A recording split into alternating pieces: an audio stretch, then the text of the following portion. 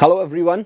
I hope you guys are enjoying these analyses of this year's mains paper for civil services examination, as our team has been giving you a proper analysis of all the questions asked in this year's mains exam. So today being Friday the 30th, as promised, I am here to discuss the questions on history, particularly modern Indian history.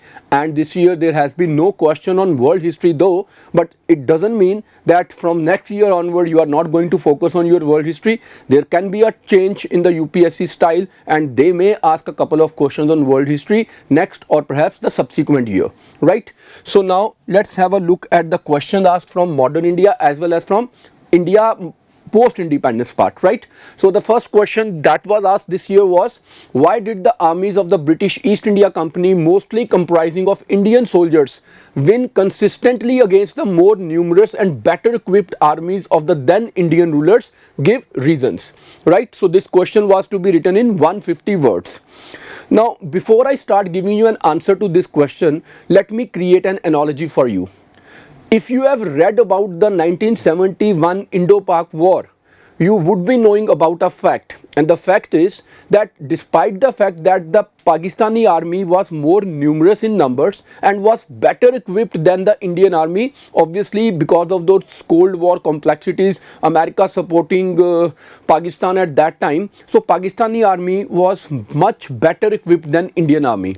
But despite the fact that they were more numerous in number and they had better weapons or they were better equipped, Indian armies had its way in the war, and yes, with the help of Indian army the liberation of Bangladesh happened. So that means it's neither about the numbers nor about the equipment, it is more about the resolve, right? So keeping this in mind, let's try understand and answer to this question. So in the introduction we can tell the advent of Europeans, particularly British, on the political scene of India in the mid 18th century.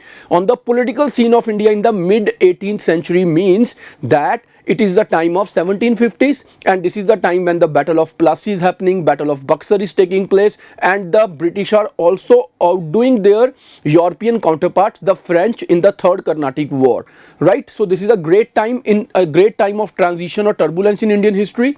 The advent of Europeans, particularly British, on the political scene of India in the mid of the 18th century coincided with the political and economic decay in India. Now when I say economic decay, we have to understand that disintegration of the Mughal Empire has contributed to the economic decay along with the political decay. Because of the foreign invasions by Nadir Shah, invasions by Ahmad Shah Abdali, there was a lot of economic decay in India. And the rise of regional powers, though created few centers of wealth, but overall it was a time of economic decay. Now in the main body, the causes behind British success can be attributed to the following factors. So we have to make a structure, as I always emphasize on. So functionaries, functions and finances. These are the three broad headings under which we can understand that why the British armies were always victorious. So when I talk about the functionaries, militarily they were more organized, trained and better commanded by the likes of Clive and Munro. Clive, you remember, the one who will be the hero at Plassey? Even if he's not a military genius, he's a diplomatic genius. He could win over Jafar, that Machiavellian statecraft, that being clever, and Munro, who defeated the combined armies at Buxar, combined armies of Shuja, Mir Qasim and Shah Alam II, right? So commanded by the likes of Clive and Munro, unlike the Indian rulers who were more focused on number of soldiers and variety of weapons. So Indians, even if they try to imbibe the modern technologies from the West, they emphasize more on weapons and obviously yes on the number of soldiers, irrespective of the fact whether they are regular soldiers, trained soldiers, disciplined soldiers or not. They can be mercenaries or whatsoever. So they are not reliable to a very large extent.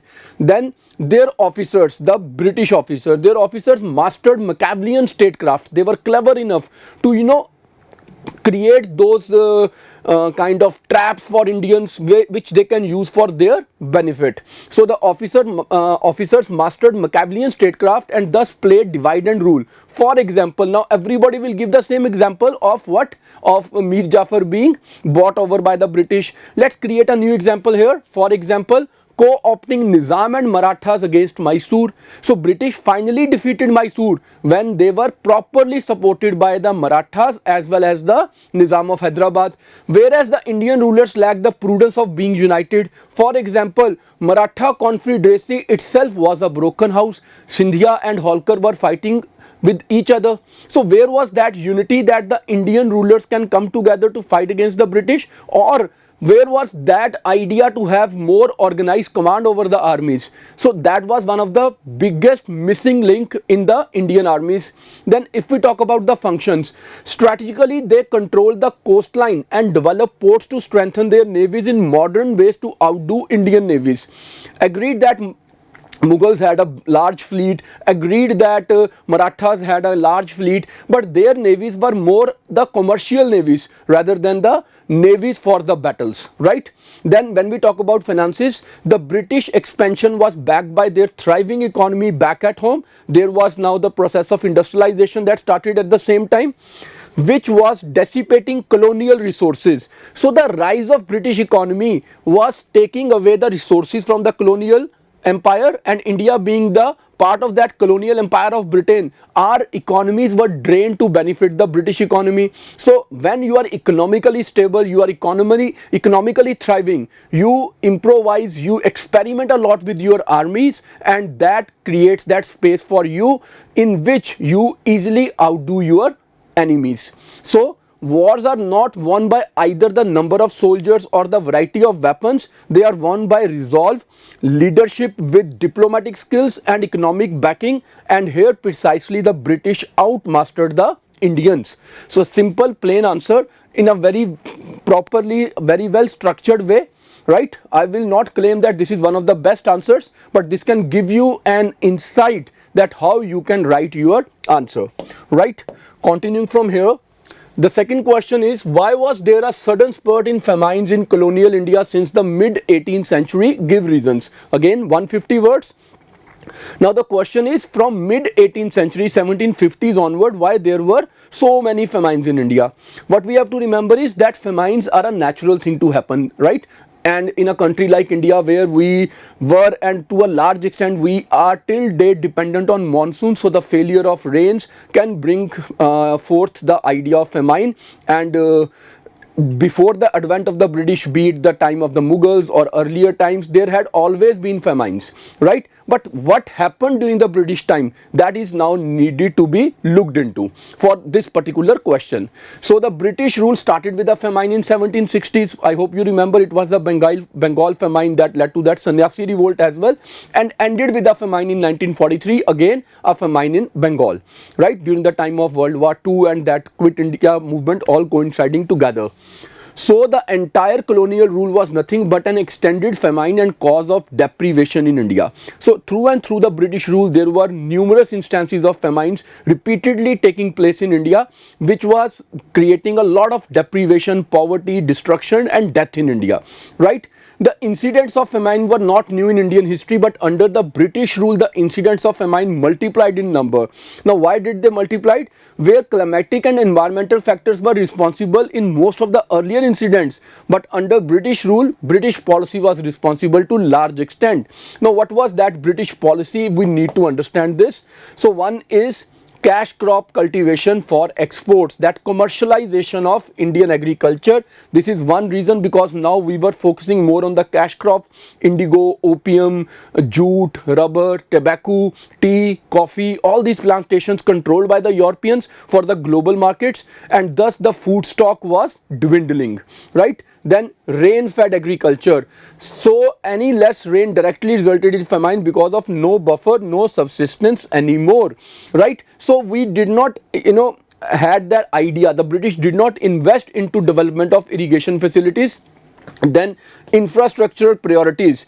Railways were emphasized upon rather than canal, right? Because the British wanted to take away the raw material from India, so they emphasized more on creating the railways so that the ports and the villages, ports and the cities can be connected, instead of investing on canal network in India for the development of irrigation. Then high revenue extraction by zamindars. Obviously the agents of the British to a large extent, impoverished the peasants, and these impoverished peasants, they could not invest into improving the agriculture. And finally, diversion for army, the buffer during World War II, for example 1943, right? And this has been always a case even in World War I, right? So all these factors led to recurrent or frequent outbreak of famines during the British rule. So how we can conclude? There is a popular statement by Amartya Sen sir. What he says is that the famines in British era were not due to lack of food but due to the inequalities in the distribution of food. So British priorities were different. He links the inequality to the undemocratic nature of British Empire. No substantial famine has ever occurred in a democratic country, no matter how poor it is, right? So you can conclude it with a statement that can get you better marks. Last, the third question, which is basically a combination of pre-independence and post-independence India. To my utter surprise, I have seen some of the people talking about this answer from 1850s, whereas the question again is mid 18th century. So when it is mid 18th century, it has to again start from 1750s, right?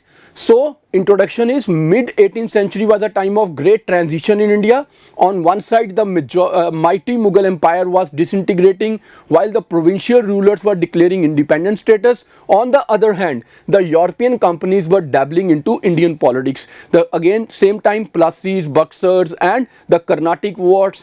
So it was all a situation of flux and transition in India. In the main body, you can start with death of Aurangzeb 1707 and succession of weak Mughals resulted in political reorganization in the subcontinent.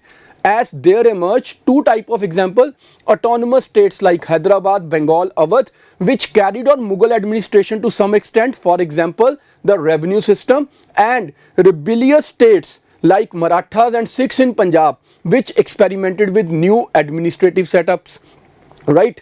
Taking advantage of this chaotic state of affairs, the British East India Company, after outdoing their French competitors after those Carnatic wars, targeted these Indian states one by one, and after subjugating them, now introduced new politico-administrative setups like there were presidencies, I'm sorry, this is a typing mistake, I'm very sorry, presidencies, for example Bengal Presidency, Bombay and Madras presidencies under governors, and Punjab under lieutenant governor. Moreover, chief commissioner provinces like Kurg and Delhi developed with the passage of time. So there was a lot of administrative changes, political changes taking place. Continuing from here, further after the rise of Indian nationalism, Bengal was partitioned on communal lines in 1905. Right, this was again a kind of politico-administrative restructuring. Subsequent international developments forced Britain to separate Burma from India. I hope you all remember, it was according to the Act of 1935. On the eve of Indian independence, Cabinet Mission Plan hurriedly grouped the states into parts A, B, C and D.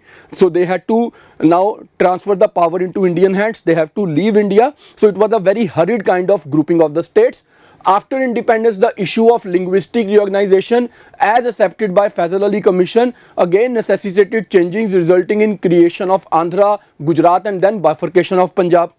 The process continued up to creation of Telangana and reorganization of Jammu and Kashmir for politico-administrative efficiency.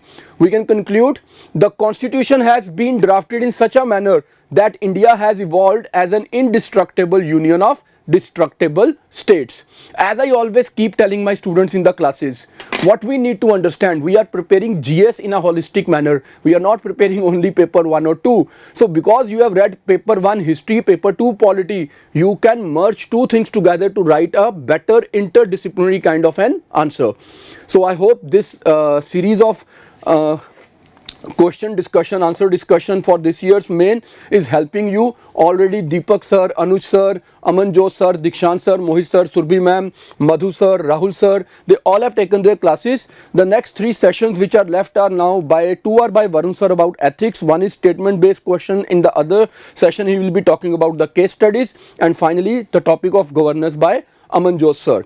Right, so I hope that you guys will appreciate this effort by the team, and very soon we are coming up with a brilliant program of current affairs which is going to be a revolutionary kind of a series that we are going to start on our channel, and you definitely will fall in love with that idea.